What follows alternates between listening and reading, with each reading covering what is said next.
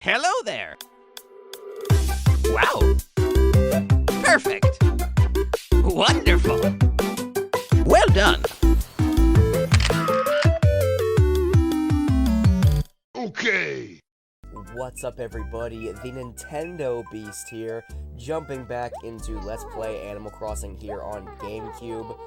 Now, you may notice that the video behind me is a little bit better fitted to the screen now. I did make those adjustments in my recorder, so, you know, it fits better. You may also notice that it's like 7 in the morning, dude. This is when I have to record these videos now. 7 in the morning. My life is going great. No, it's good. I'm exhausted, but I've got my Bang energy drink. So hopefully by like the 3rd, 4th, 5th video I record today, I'll be awake. I'll be awake. Okay. Call me a warehouse. Thanks, HRA. Tom Nook.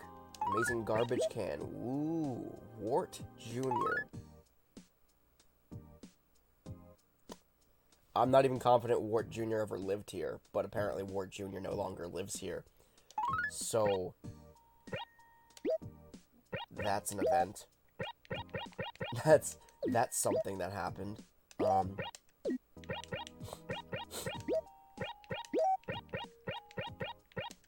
gonna drop all these prezzies down here. All these fossils. Just struck 8 a.m., guys. What am I doing with my life? Is that dinosaur track? Oh my god, dude. They're always the same. Dinosaur egg and what, another dinosaur track? Torso of a mammoth. Let me read this bulletin board real quick. On January 15th, expect normal snowfall and ideal conditions for snowmen and igloos this year. Sorry, I had to get a deep breath. I have, like, morning asthma, so I had to get it without being like, so I had to take it slow. Take a slow inhale. This is why I don't record this early. Mild temperatures mean the lake shouldn't freeze this winter. Okay.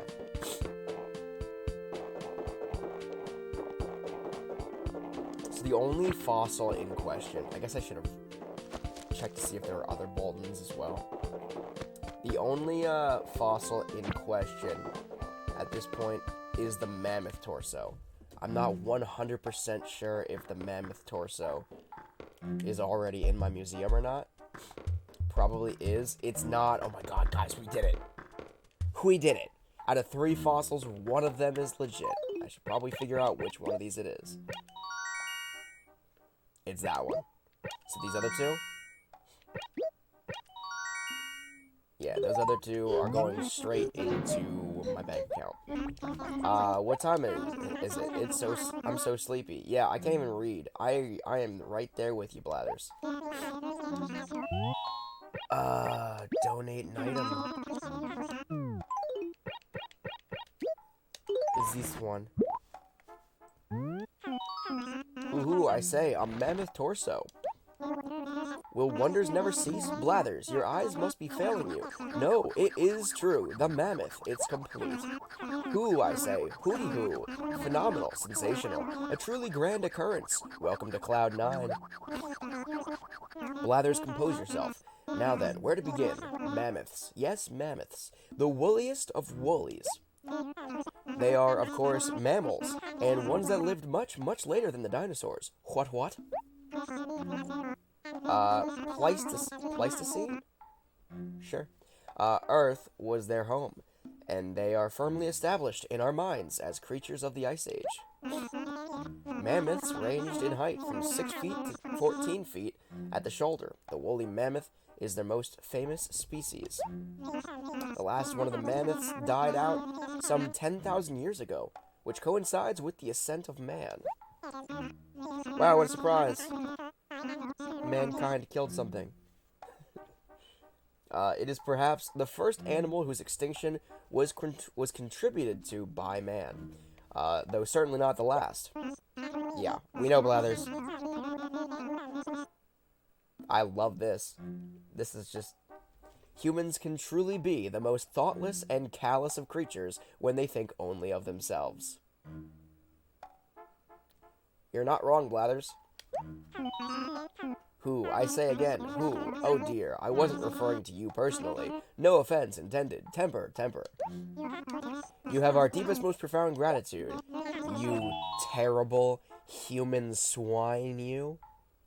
Oh, what just happened? My screen just glitched out. Nope, nothing. I think my cat is, pulling on cables. He's, like, losing his freaking mind right now. Goomba, dude, chill. You just watch my head, track my head, just go whoop, because that's where my cat went. Just followed him, run across the room. Alright, so how many fossils do we have left here? 1.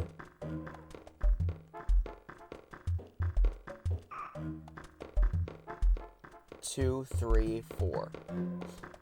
We are 4 fossils away from completing the museum here in Animal Crossing Population Growing on the GameCube, guys. That is so exciting.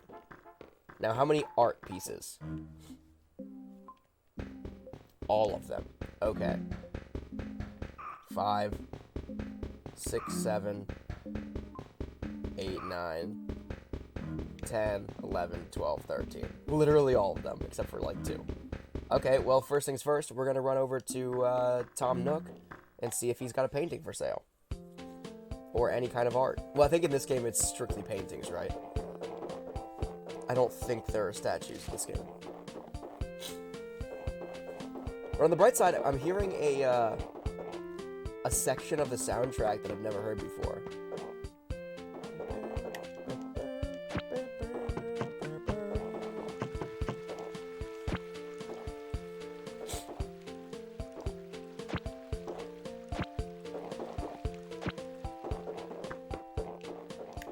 Just picking some weeds while I'm over here.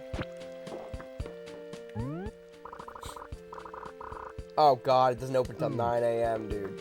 No. This is also why I don't play so early. It's only 8, but I'm gonna be around for that.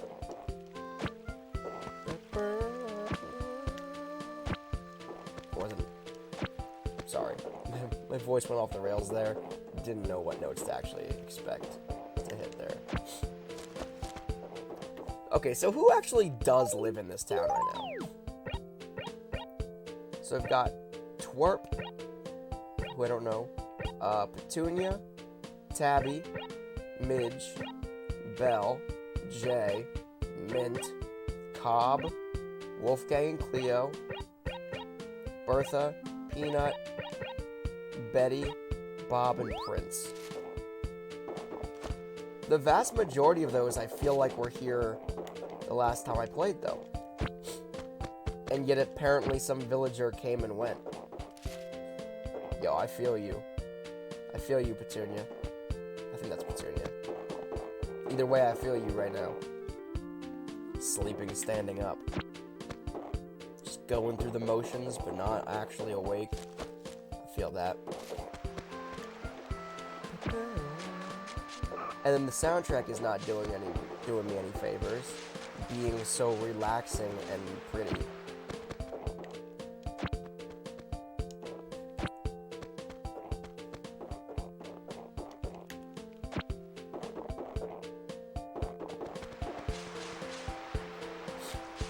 Oh, Gulliver's here. And there's a fossil right next to him. You know what's funny? What's funny is I'm about to walk up on Gulliver, and he's just laying there, potentially dead. And I could help him, but I'm going to focus on my personal gain first. Again, humans being callous, thoughtless creatures that we are. Yeah, I guess I'll deal with him now. Oops.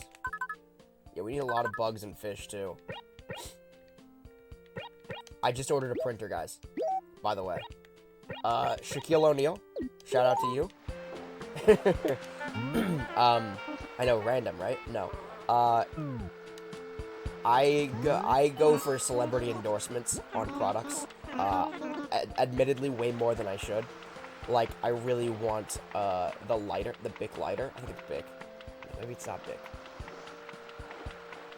I'm not sure. I think it's a Bic lighter.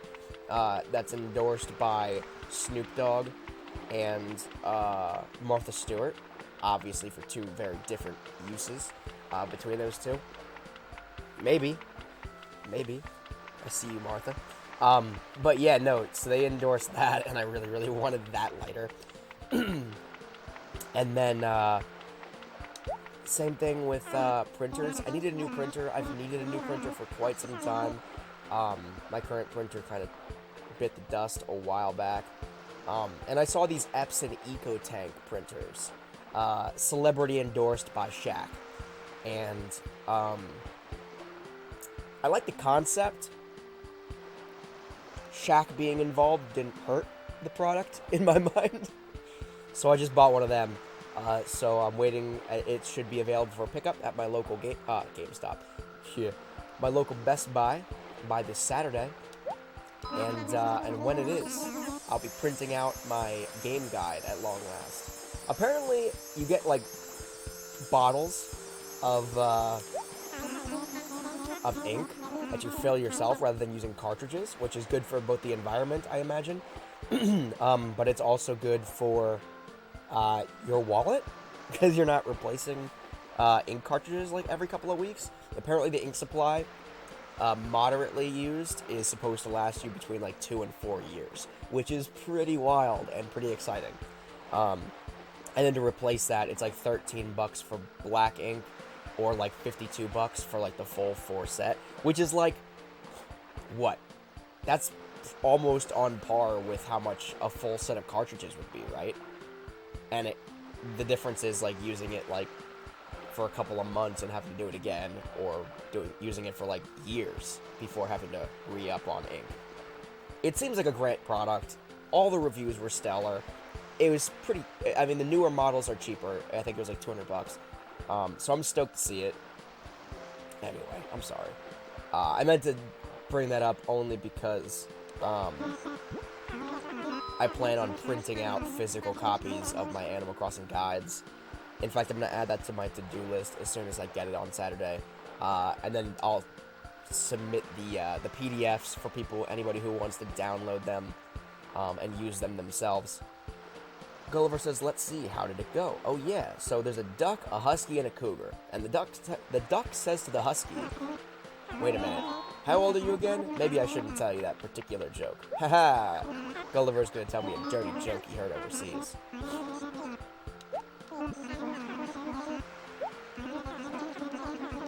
Alright, so in this one, I always forget which iteration brings which version of special characters.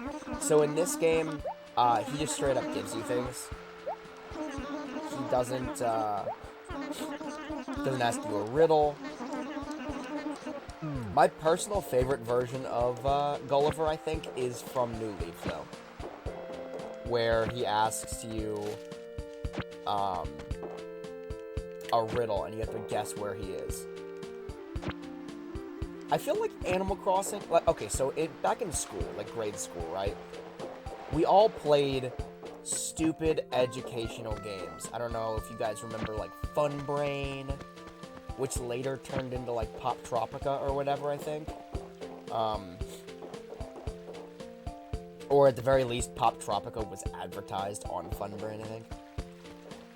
Or maybe I'm blending multiple games. Maybe it was some third game that was, advertised on Fun Brain or whatever. But Fun Brain was dope. But I think a lot of the games, like, there were typing games, and there were math games where, like, you're driving a car, and if you type the right letter in, your car moves faster, or, the faster you type, the faster your car goes, or you answer a basic math problem, and your car performs better, whatever. You know what I'm talking about, like, stupid educational games. And they're like, yeah, I'm playing this, but the second I get home, Like, I'm playing this because I'm at school. In all real games, like miniclip.com and whatnot. If that's even a thing anymore. Kids might have no idea what I'm talking about. Flash games don't exist anymore. Y'all missed a whole era of gaming, guys. Flash games were the best. I mean, you still kind of have the style. The aesthetic of Flash games still exists. I know a lot of people play that, oh, man, what's it called? That rhythm game. I accidentally pushed that in the water there. What's that rhythm game that everybody talks about? Crap, I can't remember.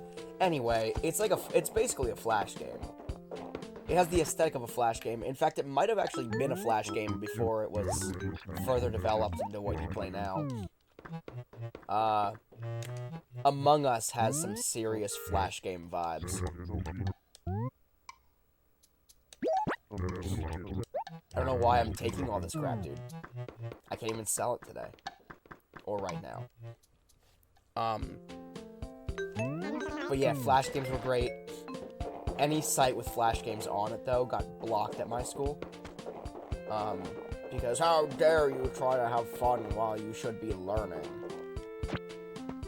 So, you know, the schools tried to counteract that as well by introducing, like, educational games. And, a lot of them were terrible. Fun Brain, I remember explicitly, it wasn't bad. I think it was Fun Brain. I could be making that up. And Fun Brain might have been something terrible. And I might be blending it with my nostalgic memory of something else. But yeah, it was a whole thing. But the reason I bring that up is I feel like Animal Crossing is a legitimately educational game. It doesn't have to be. It doesn't force itself on you. Like, it's not like, oh, what's the answer to this math problem? Get it right, and we'll give you a new shirt for your villager. It doesn't do that. But what it does do is it offers you a Critterpedia, an encyclopedia of animals that you can actually learn about. Okay, maybe not this one as much, but like future Critterpedias, I mean, when you donate them to the museum, you can learn more about them, right? And the same thing with fossils, art. Like, the perks of visiting a museum, in theory, you can literally visit a virtual museum in Animal Crossing and learn about all the real-life paintings. Like, all the art in Animal Crossing are real-life art pieces of artwork.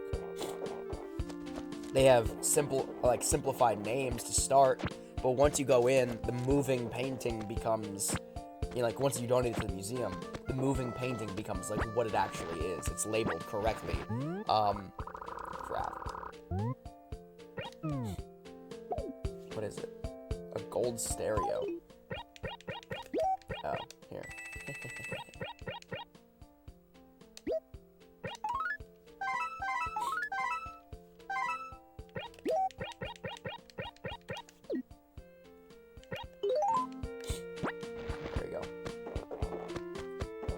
But, yeah, I don't know. It's just, it doesn't force itself on you as a, an educational game, which is why it still has mass appeal.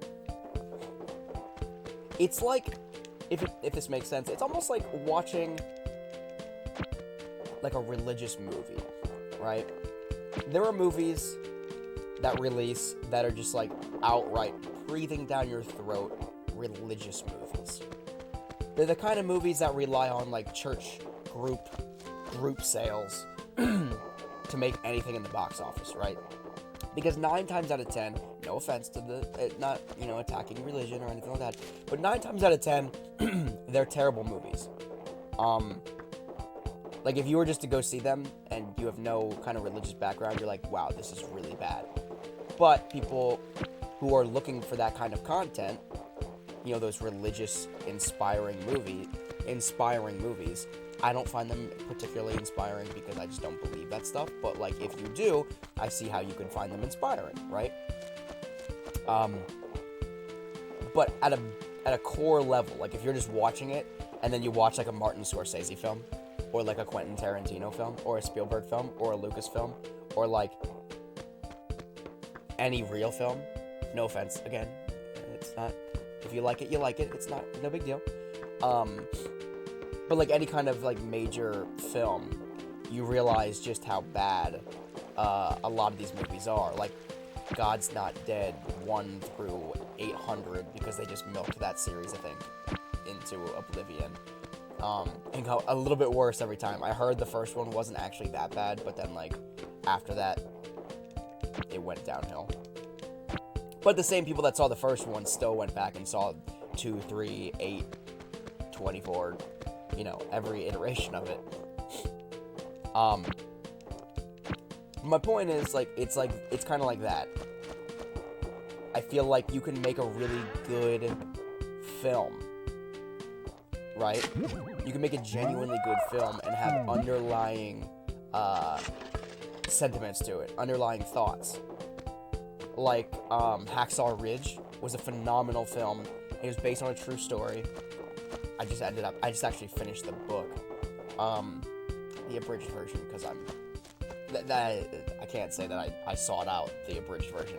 I just found the abridged version at a local, pawn shop for, 50 cents. And I was like, oh, word, that's a cool story. I'd love to read the book. And it was pretty decent. But anyway, the hero of Hacksaw Ridge, the film is called just Hacksaw Ridge. But it's about a conscientious objector, I think that's the correct terminology, in World War II, who, because of his religious beliefs, he refused to pick up a rifle, and he wanted to be part of the military, and he wanted to help, but he wasn't willing to kill anybody, right? So he wouldn't pick up any kind of lethal weapon, a grenade, a rifle, anything. So what he did to make an impact was he was a medic, and he ended up earning the Congressional Medal of Honor, among many other awards, because he saved countless lives, just by being willing to run in and being courageous enough to run in and get wounded soldiers out, with no way to defend himself, essentially. He consciously went in and was like, well, if I die trying to help these people, my God will protect me, or my God will, if it's my time to go, it's my time to go. I gotta do what I feel is right, you know what I mean? That kind of thing. And I for the life of me, I can't remember how much the film dwells on that. But I'm pretty sure it dwells on it at least to some extent. And I think that's a good example, if I recall correctly. It was definitely a quality picture, but I think that's a good example of, how you can do both. How you can inspire, a religious audience, but also not make a terrible picture. And the reason I even brought, religious movies up is because that's what I feel like Animal Crossing. I think that's a good comparison, or an analogy for Animal Crossing. If you want to just enjoy yourself and not have that pressed down your throat, the educational value of the game pressed down your throat, you can do that, right? And it's not like it's a bad game with education shoehorned into it.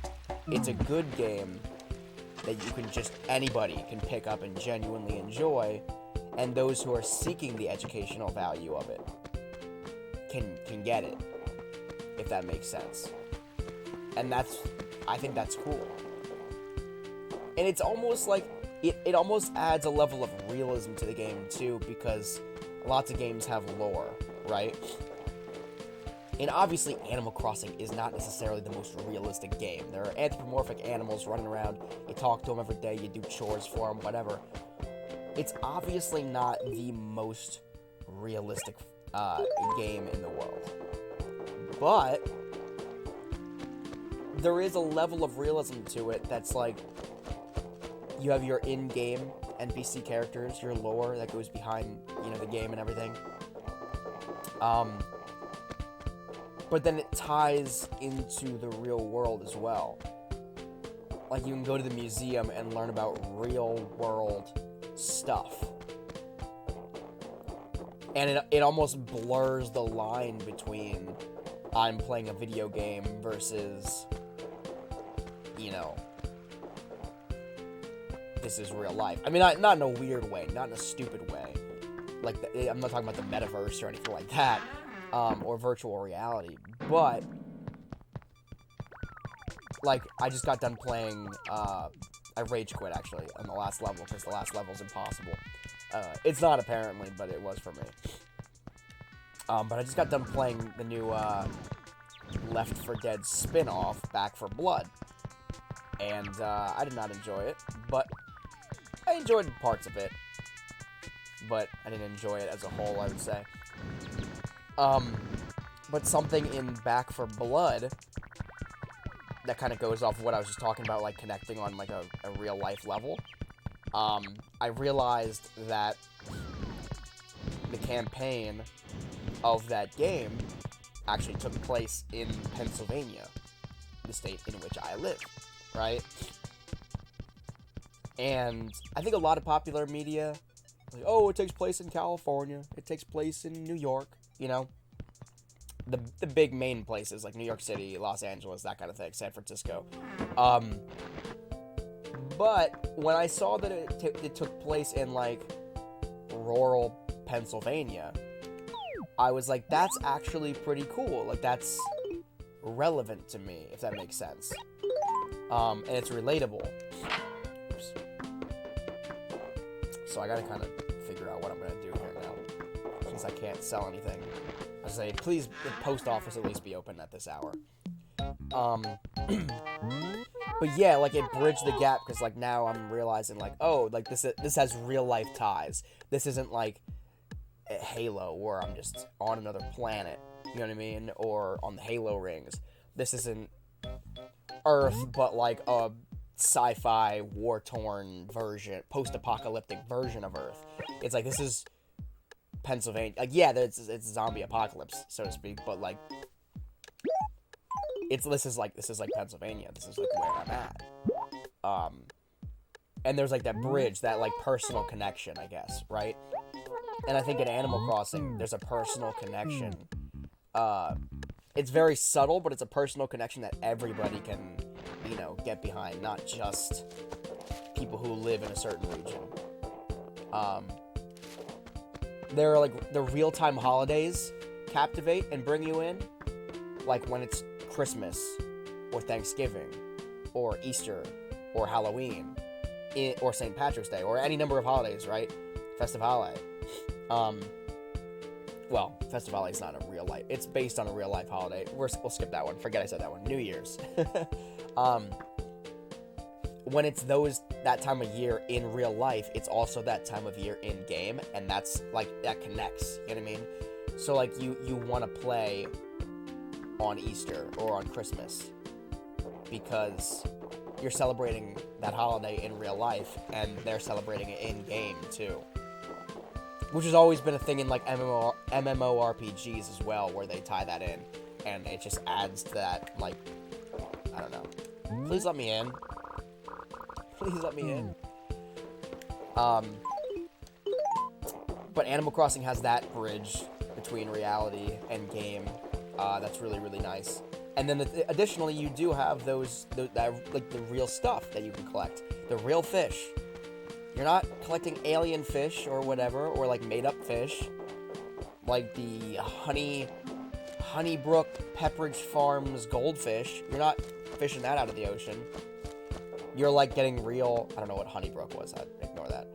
I was just slapping words together. But you get my point. It's, like, real things. It's real fish. It's real bugs. It's real artwork. It's real... whatever. And, like, when I was a kid... and still to this day, to some extent, but I was really, really, like, invested in, like, cryptozoology, like Bigfoot, the Loch Ness Monster, the Yeti, stuff like that, right? And around that time, I started playing Animal Crossing City Folk, and Animal Crossing City Folk, I learned that the rarest fish in the game was the coelacanth. I'm still not sure I'm pronouncing that correctly, but, and the coelacanth is a big dinosaur-looking fish. And I caught it a couple times over, and I realized that it was literally like a living fossil. So I did my own independent research on it, outside of what the game was willing to offer me. And I learned that it's literally like it was long believed to be extinct up until recently, right? When people found dead ones. And they were like, oh, maybe this isn't extinct, like deeper in the ocean. And since then, like since City Folk, when I first learned about this fish, I'm pretty sure living ones have been discovered. Either living ones that died just after they found them, like they were up so high because they were dying, like in the ocean, or maybe we dove down a little bit farther and found some. I'm not totally sure. I'll have to look it up again. But the point is, that fascinated me. That was really, really cool to me, because this was a fish that was long thought to be extinct, and it's here in Animal Crossing. And it's like that kind of attention to detail, that kind of care, that is really, really cool. And like that was a real life connection to something that I was super interested in at the time, and still moderately to this day. More so just because I love the idea of what if, and like you know, the pursuit of the unknown, aliens, cryptids, and all kinds of stuff like that may or may not exist. But with that being said, that was my rant for the day. Bottom line is, I think Animal Crossing is a very educational game, but not at face value. Like, it's a very educational game if you want it to be, but you don't need it to be. If you don't want to play like that, you don't want to learn about fish, you don't want to learn about fossils, bugs, artwork, it's not crammed down your throat. Which is cool. That's all. It's like it's like a fun, cool educational game. I guess I was just discussing an added level of value to the Animal Crossing franchise that may be overlooked. So even though you might be binging these games, even though you might have sank hundreds of hours into Animal Crossing New Horizons, and you might feel guilty about it, sinking that much time into New Horizons, especially over the pandemic. But you also have to realize that, like, you might have learned something in that time that you didn't even realize. You thought you were just gaming, but in reality, you might know a little bit of something about fish, or bugs, or fossils, or artwork that you didn't know before. Think about that. I think it's kind of cool. Like, I can go into aquariums now. Legitimately, this is honest to God. I can go into aquariums now and identify a lot of the fish there just by first glance. And like, my wife will be like, "Shut up, dude. Like, I know you know fish. Like, I don't know anything about fish, but I can identify them, and it's explicitly because of Animal Crossing." Like, we were in Denver, Colorado, and I'll close off on this. We were in Denver, Colorado at the aquarium out there the one day, and I saw a turtle. And I looked, and I was like, "Hey, Nicole, that is a soft-shelled turtle." Let me see if I have that in this game. I was like, "That's a soft-shelled turtle." And she's like, "Shut up." I have not caught that, if that exists in this game. But I was right. The point was, I was right. Some kind of variations, like sometimes it'll be like the yellow, or the spiny soft-shelled turtle, or whatever. I don't know if those actually exist, but you know what I'm saying. But like the gar, the arapaima, like I can look at them and just be like, "Oh yeah, I know that game. I know that fish," and people will be like, "Oh my God, you're good at this. What's up with you?" And I'm like, "Just play a lot of Animal Crossing." What can I say? It's not a practical skill, but it's trivial knowledge that I have thanks to Animal Crossing. I guess that's the bottom line. But anyway, I feel like I didn't really do anything this episode. I just ran around a little bit. I finished the Mammoth, so that's cool. I talked to Gulliver. Couldn't really sell anything, so I was kind of at, my inventory space's mercy, and now I'm full, so, there wasn't much I could do, really. But with that being said, thank you so much for watching. If you haven't already, make sure to subscribe to my channel here on YouTube and ring that bell for notifications when I do live streams here on the channel every single month, and when I upload new video content such as this every single weekday, Monday through Friday of every single week. Make sure to smash the like button on this video and leave me a comment in the comment section below. But until next time, I'm the Nintendo Beast. Thank you so much for watching.